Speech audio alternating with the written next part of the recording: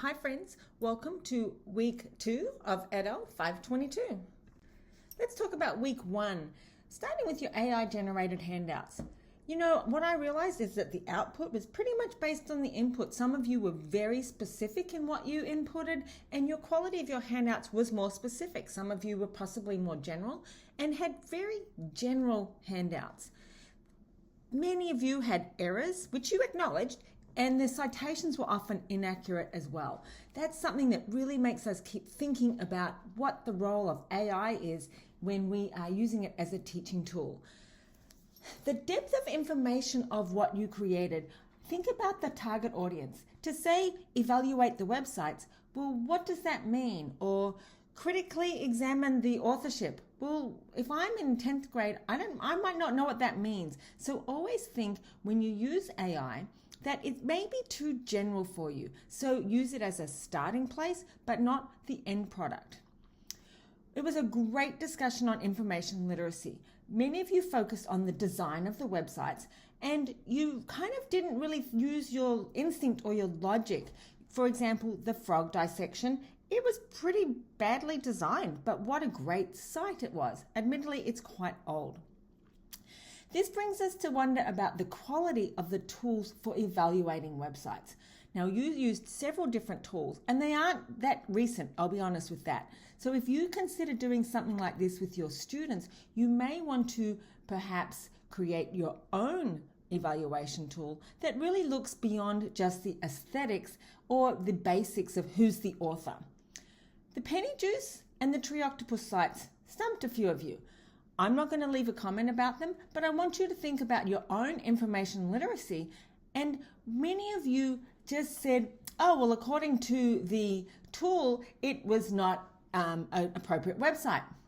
But you didn't go and verify. You didn't verify if Penny Juice was actually a business. You didn't look for the Better Business Bureau. You just said, oh, they cite these things. I could cite anything on a website, and you're going to be creating a website.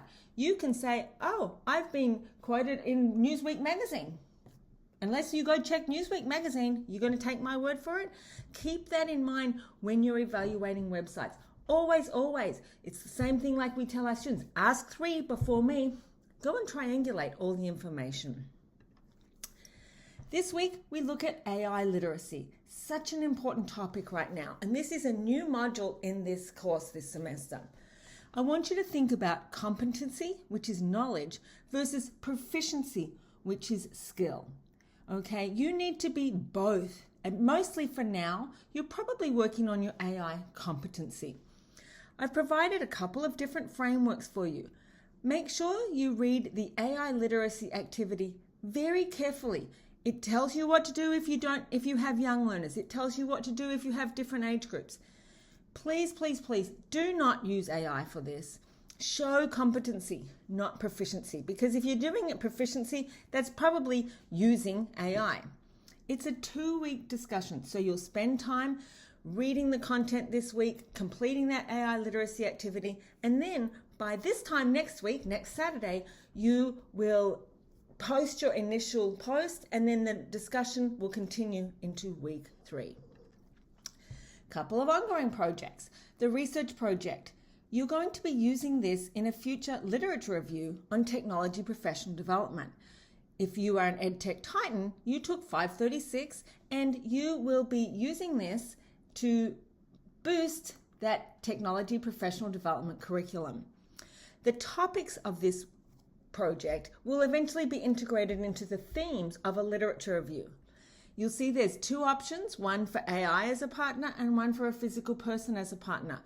Either way, you'll also see a list of appropriate and inappropriate uses of AI. Please follow them. This week, all you're really doing is locating articles and starting a Google Doc. Personally, I think it's better to locate more articles than less. It's also time to think about the informal PD. It's going to be 2 hours. It could be 4 30-minute sessions. It could be 2 hours. It could be 2 hours, but really it's part of a 10-hour PD. I want you to choose a free option. Don't pay for this. One thing to think about might be a MOOC. MOOCs are often like 15-hour classes, but you could only just do 2 hours of it just to get a taste of what MOOCs are about. If you're engaging in a webinar, it's better to have a live webinar than a pre-recorded webinar because that's just basically watching a YouTube video. I want you to be able to be engaged in the learning experience. What you're going to submit, it's just going to be, tell me the story. I chose this, I chose it because of this. You might want to create a presentation, you might want to write it as a paper, you might want to make a handout of it. However you want to do it is up to you. This week, just share what your ideas are. This is an opportunity to get ideas from other people. Oftentimes I find that people will join a MOOC and there's 2 people from our class in it and they didn't even know it. So just get ideas and share your thoughts. And you have the ISTE Coach Portfolio website. You can use any tool you wish, Google Sites, Weebly, Wix. Focus on something that you think would be easier to use rather than, I don't want you to spend all your time learning how to use the tool. Whatever you use, it must be publicly accessible. Sometimes people want to use Canva, which works great, but then they don't allow it to be published. This is a process. You're starting it in this class and you're going to finish it in your final semester. It's actually the major project for your final semester.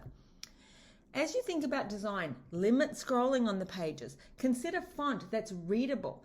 Consider contrasting text. Don't have white on yellow background because we can't read that.